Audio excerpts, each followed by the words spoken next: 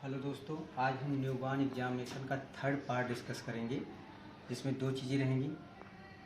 हमने general examination बताया था, सिस्टमिक एग्जामिनेशन। जनरल एग्जामिनेशन के 4 पॉइंट हम डिस्कस सेंसोरियम या उसी कॉन्शियसनेस बोलते थे, पोस्चर, वाइटल साइन, एंथ्रोपोमेट्री।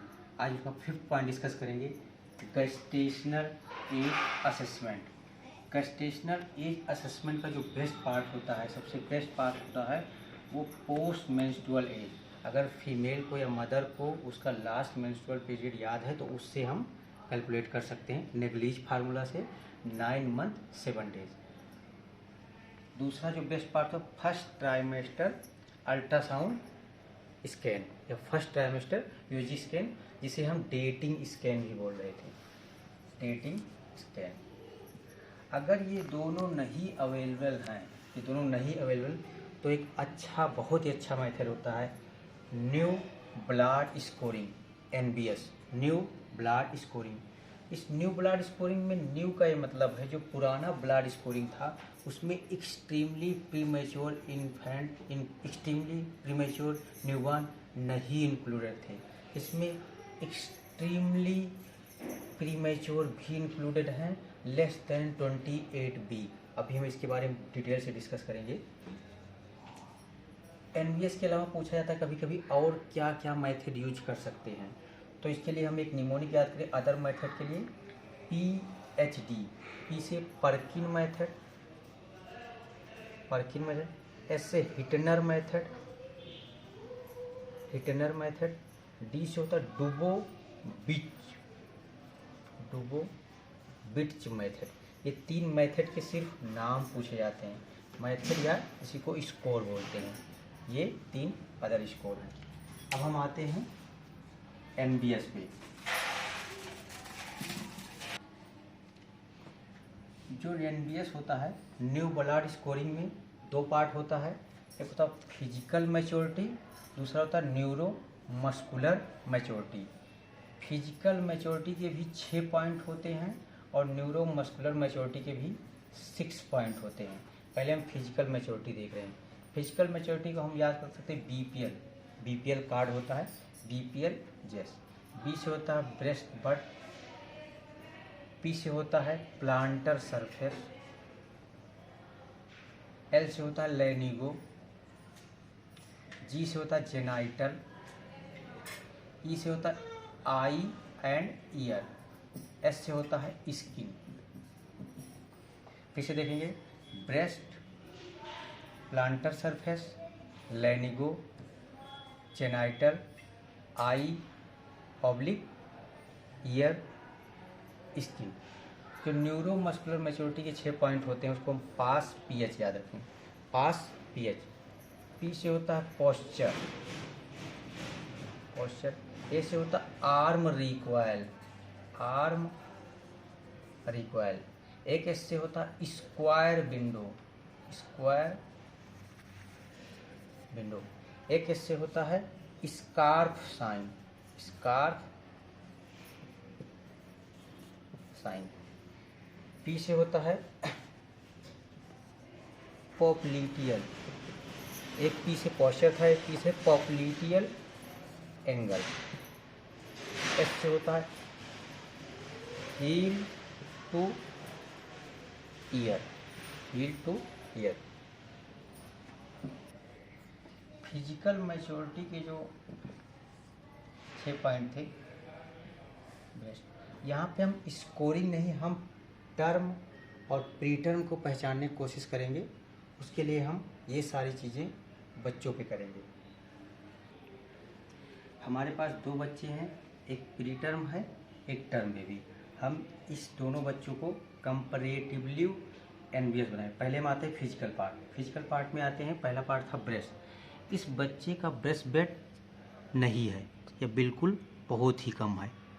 अब दूसरा बच्चा जो टर्म बेबी है उसका ब्रेस्ट बट बना हुआ है।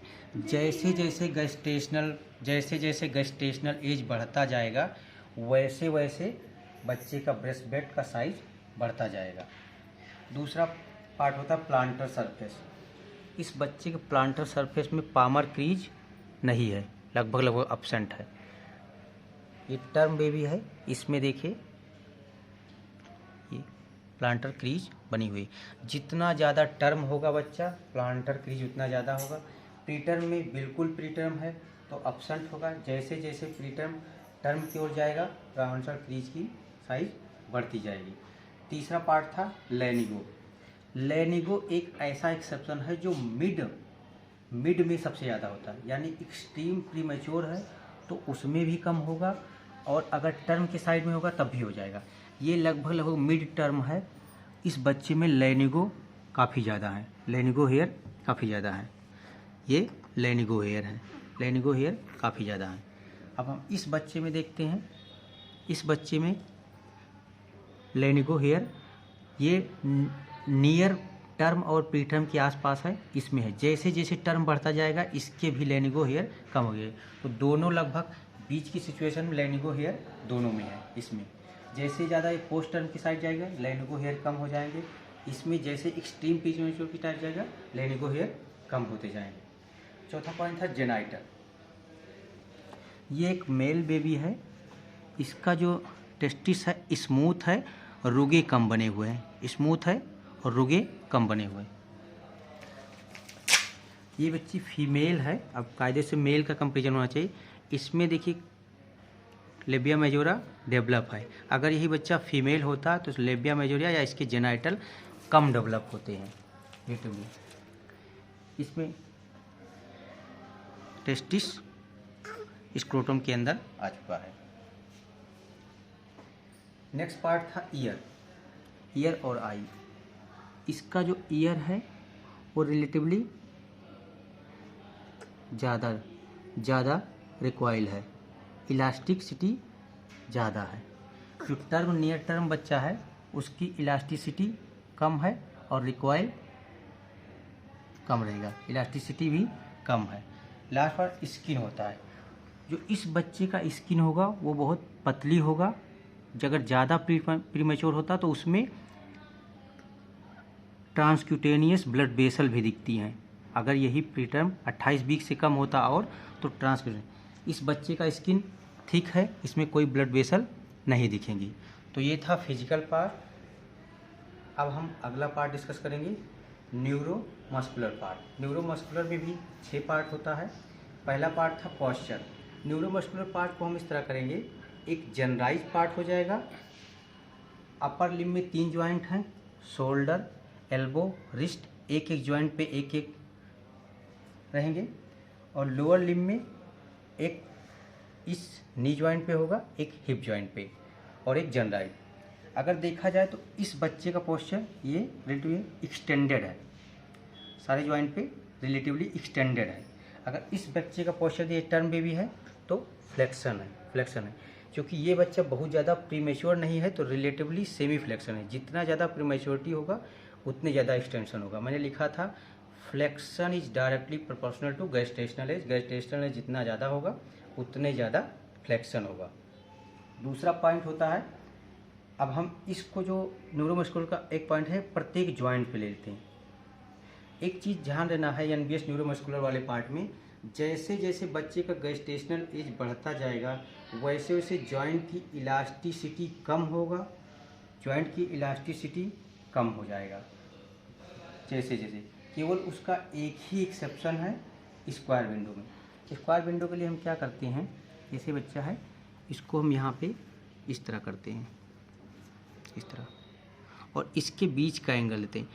टर्म बेबी में ये एंगल ज़्यादा होगा, प्री टर्म बेबी में एंगल कम होगा। यही एक एक्सेप्शन है। कायदे से सारे इसका ज्वाइंट की फ्लेक्सिबिलिटी ज़्यादा होना चाहिए तो इसके बीच का एंगल कम होना चाहिए, लेकिन ये एक एक्सेप्शन है। इसमें प्री टर्म में एंगल इसके बीच का ज़्यादा होता है और टर्म में ज़्यादा पास तक कम हो जाता है। एक ही एक्सेप्शन है, बाकी हर ज्वाइंट पे। यहाँ पे हम देखते हैं स्कार्फ साइन, इसको यहाँ पे फिक्स करेंगे और इसको हम देखेंगे, इधर ले जाएंगे इस तरह से। ये देखिए मिड लाइन इसका, हम ये एल्बो ज्वाइंट को देखिए मिड लाइन क्रॉस नहीं कर रहा है टर्म बेबी में।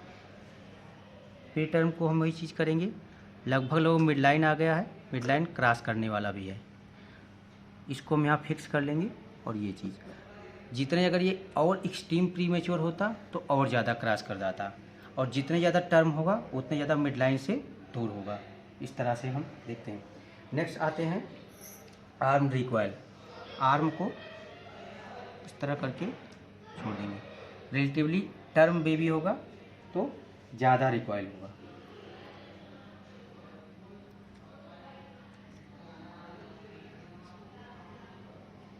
ये प्रीटर्म बेबी है, कम रिकॉयल होगा। रिकॉयलनेस भी एक्टिविटी के भी डिपेंड करेगा, क्योंकि ये बेबी पेरेंटल एस्फिक्सिया का बच्चा है तो रिलेटिवली इसकी एक्टिविटी कम है, इसलिए इसमें मोमेंट या रिकॉयलनेस कम है। ये बच्चा सिर्फ प्रीटर्म है, कोई डिलेड क्राई की हिस्ट्री नहीं है, तो इसमें एक्टिविटी इसकी रिलेटिवली अच्छा है। आपका स्क्वायर विंडो हो गया, स्टार साइन हो गया और आर्म रिकॉयल हो गया। अब 2 पॉइंट जो हैं लोअर लिम्ब में आते हैं।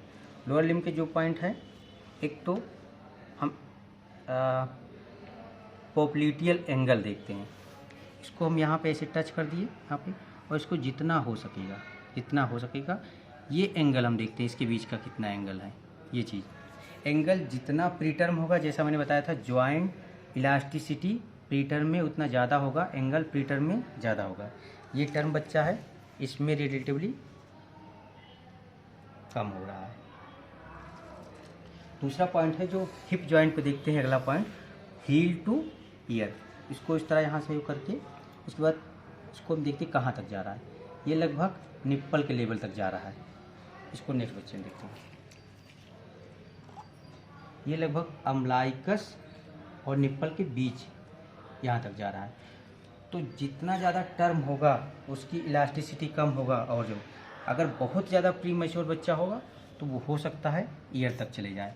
इसके बेसिस पे स्कोरिंग है, यहाँ पे है अम्लाइकस था, अम्लाइकस के बीच में स्कोरिंग हम डिटेल में नहीं बता रहे हैं। हमको टर्म और प्री टर्म पहचानना है, स्कोरिंग को हमको याद करना पड़ेगा, वो एक थ्योरेटिकल पार्ट है। तो गेस्टेशनल एज असेसमेंट के जो 2 फिजिकल और न्यूरोमस्कुलर, ये चीज़ें एग्जाम में मिलती हैं। आपको कोई भी पार्ट, कोई भी चीज़, एक चीज़ पूछा जा सकता है। तो गेस्टेशनल एज असेसमेंट इम्पॉर्टेंट है। एनबीएस के बारे में कुछ और पॉइंट हैं। न्यू ब्लड स्कोरिंग से रिलेटेड एग्जाम में बहुत सारे क्वेश्चन पूछे जाते हैं, उस पर पॉइंट डिस्कस करेंगे। न्यू ब्लड स्कोरिंग का ये पूछा जाता है कि मिनिमम स्कोर क्या होता है, मैक्सिमम। तो याद रखिएगा -10 टू +50। न्यू ब्लड स्कोरिंग में ये पूछा जाता है कितने गेस्टेशनल एज से कितने। तो मिनिमम जो गेस्टेशनल एज है 20 वीक और मैक्सिमम है 44 वीक। अब ये चीज़ पूछा जाएगा कि किस स्कोर को कहाँ पे रिलेट करता है, ये चीज़ हो जाएगा। एक क्वेश्चन पूछा था किस गेस्टेशनल एज पे स्कोर और गेस्टेशनल एज बराबर हो जाते हैं। 40 स्कोर पे 40 वीक होता है। ये क्वेश्चन सबसे ज़्यादा बार पूछा गया है नीट पीजी एग्जामिनेशन में। तो इसको हम यूँ समझें कि 5-5 बढ़ाते जाते हैं, जैसे -10 पे 20, -5 पे 22, 0 पे 24। नेक्स्ट क्वेश्चन ये पूछा जाता है कि 0 स्कोर पर कितने गेस्टेशनल वीक का होगा बच्चा, तो 24। इसी तरह हम 5 पे 26 करते करते 50 पे 44 वीक ये होता है। ये सारे क्वेश्चन याद जो होता है उसके बेसिस पे, चूँकि स्कोर हमारा रेंज में आता है तो हमारा जो 2 वीक का होता है हम इस तरह से लिखते हैं 20 से 22 वीक। कभी भी एग्जैक्ट वैल्यू नहीं लिखते 22 वीक। 2 वीक प्लस माइनस का होता है, 2 वीक हमारा एक रेंज होता है। एनबीएस में जब भी करेंगे इस तरह से, या 40 से 42 वीक इस तरह से, कभी एक स्पेसिफिक वैल्यू इस तरह से नहीं लिखते हैं। न्यूबॉर्न एग्जामिनेशन का जो 6 पार्ट है वो होता है हेड टू टो एग्जामिनेशन। इसमें हम बच्चे का हेड टू टो एग्जामिनेशन पूरा हो, ये चीज़ हम एक बच्चे पे परफॉर्म करके दिखाएंगे। हेड टू टो एग्जामिनेशन में सबसे पहले हेयर देखेंगे। बच्चे का hair colour normal black colour का है, कोई इसमें नहीं, इस पार्ट्स ऑफ हेयर नहीं, हेयर नॉर्मल अमाउंट में। नेक्स्ट पार्ट हम देखेंगे इसका इंटीरियर फॉन्टेनल और पोस्टीरियर दोनों ओपन है। इंटीरियर फॉन्टेनल साइज मेजर के लिए आता है, तो हम उसको बताना चाहेंगे डायमंड शेप का होता है। तो कभी भी जो इसका साइज लेते हैं इस डायरेक्शन में लेते हैं, इन दोनों का योग मान लीजिए 3 सेंटीमीटर है, एक 4 सेंटीमीटर है इसका वो, तो 3.5 सेंटीमीटर। कभी भी इस डायरेक्शन में नहीं लेंगे, इसको इस तरह से होता है, तो ये मेजर करेंगे और ये मेजर करेंगे, ये मैक्सिमम डायमीटर वाला नहीं करते। उसके बाद हम नीचे आते हैं, आई में देखेंगे हाइपरटिलोजियम हाइपोटिलोजियम तो नहीं है, एपिथेलियल फोल्ड तो नहीं है कोई। उसके बाद नेक्स्ट हम देखेंगे ईयर का एग्जाम में स्मॉल डिस्प्लास्टिक ईयर तो नहीं है, या लो सेट ईयर तो नहीं। लो सेट ईयर के लिए हम क्या करेंगे, दोनों इंटरनल जो कैंथस है उससे एक लाइन ड्रा करेंगे। वो लाइन अगर जैसे इस बच्चे का ईयर की इस पे आ रहा है, अगर इसके नीचे ईयर आता, जो लाइन ड्रा कर रहे हैं दोनों मिडिल कैंथस से, उससे जो लाइन क्रॉस करिए, अगर ये ईयर उसके नीचे आता तो लो सेट ईयर होता। लो सेट ईयर नहीं, स्मॉल डिस्प्लास्टिक ईयर नहीं। उसके बाद नोज में देखते हैं नेजल ब्लॉकेज नहीं है, कोइनल स्टेजिया तो नहीं है, यूनिलेटर बाइलेटर तो डिस्टेंस के साथ प्रेजेंट करेगा। उसके बाद हम ओरल कैविटी का एग्जामिनेशन करते हैं, क्लेफ्ट लिप क्लेफ्ट पैलेट तो नहीं है। उसका फेस के एग्जाम में पूरा हम देखेंगे, रेट्रोगनेथिया या माइक्रोगनेथिया तो नहीं है। टंग का देखेंगे, टंग लार्ज टंग तो नहीं है, टंग का साइज क्या है। और हम ग्लव्स एक होगा, ग्लव्स पहन के हम अंदर का एग्जामिनेशन, क्लेफ्ट पैलेट के लिए हमको देखना पड़ेगा एग्जामिनेशन करना। उसके बाद हम नेक का देखते हैं, कॉन्जेनाइटल टार्टोकोलिस तो नहीं है, स्मॉल नेक तो नहीं है। उसके बाद हम चेस्ट पे आ जाते हैं, चेस्ट में देखते हैं दोनों का निप्पल क्या है, चेस्ट की सिमेट्री कैसी है, कोई रेस्पिरेटरी डिस्ट्रेस के साइन तो नहीं है, सारी चीज़ें। उसके बाद नीचे आते हैं हम अम्लाइकस देखते हैं, अम्लाइकस है कि नहीं है। यूजुअली क्या आता है, अम्लाइकस 2 वीक तक परसिस्ट करता है। अगर किसी का अम्लाइकल 3 वीक से ज़्यादा परसिस्ट कर रहा है तो उसे delayed falling of umbilical card को इम्पॉर्टेंट है।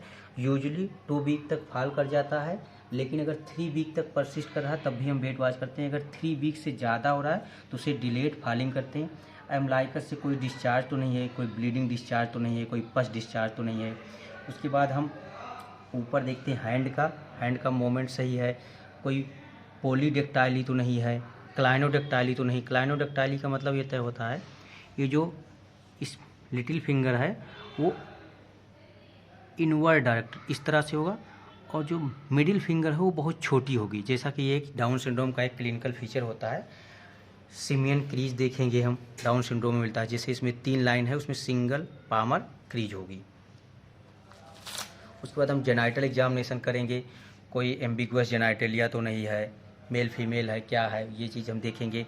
माइक्रोपेनिस तो नहीं है, माइक्रोपेनिस का डिफिनीशन पूछा जाता है, अगर किसी का स्ट्रेच पेनाइल लेंथ, अगर बच्चा मेल है stretch penile length less than 2.5 centimetre या लेस देन 2.5 स्टैंडर्ड डिविएशन उस एज के अनुसार, उस पर्टिकुलर एज के अनुसार, मान लीजिए 10 दिन का बच्चा है 15, उसके अनुसार स्ट्रेच पेनाइल लेंथ अगर 2.5 सेंटीमीटर से कम है या लेस देन 2.5 स्टैंडर्ड डिविएशन से बिलो है तो उसे माइक्रोपेनिस बोलते हैं। माइक्रोपेनिस कहाँ कहाँ पे जाए, इस तरह के क्वेश्चन पूछे जाते हैं।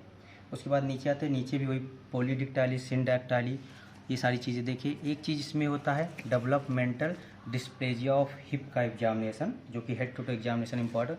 इसमें 2 मेथड होते हैं, एक बार्लोज मेथड होता है, दूसरा आर्टोलानी। बार्लोज का मतलब होता है बाहर लो, यानी बार्लोज मेथड से हम डिसलोकेट करते हैं। ऑर्टोलॉनी मेथड का नाम होता है अंदर लो, उससे हम रीलोकेट करते हैं। नॉर्मल बच्चा होगा तो नहीं होगा, उसके लिए हम डिसलोकेट करने के लिए अगर किसी चीज़ को बाहर, तो हम एडक्टेड बच्चे का जो वो है इसको एडक्टेड पोजीशन में लाएंगे, एडक्शन पोजीशन में लाके इसको बैकवर्ड पुश करेंगे। एडक्टेड लाए तो ये इस लाइन में आएगा, इस लाइन में, और उसको बैक ढकेलेंगे तो ये जो स्टाबुलम है उसे बाहर निकले, डिसलोकेट हो जाएगा। ये है बारलोज मेथड, बारलोज मतलब बाहर कर रहे हो, और उसके बाद जब आपको रीलोकेट करना है तो इसको एबडक्शन में कर देना है। एबडक्शन में इधर भागेगा ये, और उसको हम इंटीरियर डायरेक्शन में पुश करेंगे। तो आर्टोलानी, आर्टोलानी से रीलोकेट करते हैं, बारलोज से डिसलोकेट करते हैं, और दोनों मेथड को हम डेवलपमेंटल डिस्प्लेजिया ऑफ हिप के लिए यूज करते हैं। ये हमारा हेड टू टो एग्जामिनेशन हो गया। तो हमारा जनरल एग्जामिनेशन कंप्लीट हुआ। Sensorium, posture, vital sign, anthropometry, gestational age assessment, head to toe examination. अब न्यूबॉर्न एग्जामिनेशन का जो नेक्स्ट पार्ट है सिस्टमिक एग्जामिनेशन, जो कि सिस्टमिक एग्जामिनेशन उतना इम्पोर्टेंट नहीं है। वैसे भी न्यूबॉर्न शॉर्ट केस होता है, तो सिस्टमिक एग्जामिनेशन के तक हम नहीं पहुंचते हैं। सिस्टमिक एग्जाम हालांकि मेंशन करना है सिस्टमिक एग्जामिनेशन। न्यूबॉर्न एग्जामिनेशन में एक और इम्पोर्टेंट पार्ट होता है न्यूनेटल रिफ्लेक्सस। उसके लिए हम अलग से वीडियो बनाएंगे, क्योंकि न्यूनेटल रिफ्लेक्सस बहुत इंपॉर्टेंट है। उसको हम रिफ्लेक्स याद करने का, रिफ्लेक्स समझने का एक सिंपल तरीका बताएंगे। हम उसको जैसे हेड टू टो एग्जामिनेशन किए वैसे हेड टू टो की तरफ चलते हुए जितने रिफ्लेक्सेस, कौन सा हेड से रिलेटेड है, कौन सा नेक से रिलेटेड, कौन सा टंग से रिलेटेड है, कैसे इस डायरेक्शन में हम पढ़ाते हुए बहुत ही सिंप्लीफाइड वे में बताएंगे। थैंक यू, धन्यवाद।